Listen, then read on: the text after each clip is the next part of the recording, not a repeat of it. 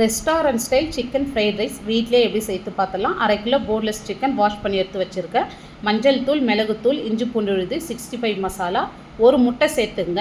இப்போ வந்து தேவையான அளவு உப்பு, பாதி எலுமிச்சம்பழம் சேர்த்துட்டு நல்லா மிக்ஸ் பண்ணி வச்சுட்டு 1/2 மணி நேரம் நல்லா ஊறட்டும்.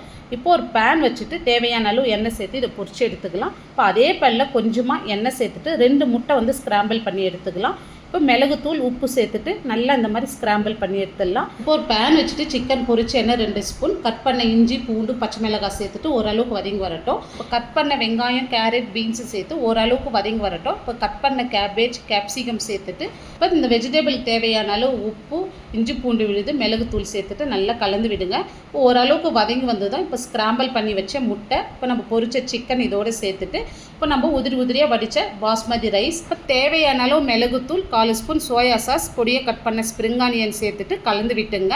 இப்போ பாருங்கள், நம்ம வீட்லேயே வந்து ரெஸ்டாரண்ட் ஸ்டைலில் சிக்கன் ஃப்ரைட் ரைஸ் ரொம்ப சூப்பராக ரெடி பண்ணிட்டோம். இந்த வீடியோ டீட்டெயிலாக அளவுகளோடு பார்க்கணுன்னா கீழே இருக்கிற ப்ளே பட்டனை கிளிக் பண்ணி பாருங்கள். இந்த வீடியோ பிடிச்சிருந்தால் லைக் பண்ணிவிட்டு சப்ஸ்கிரைப் பண்ணிவிடுங்க.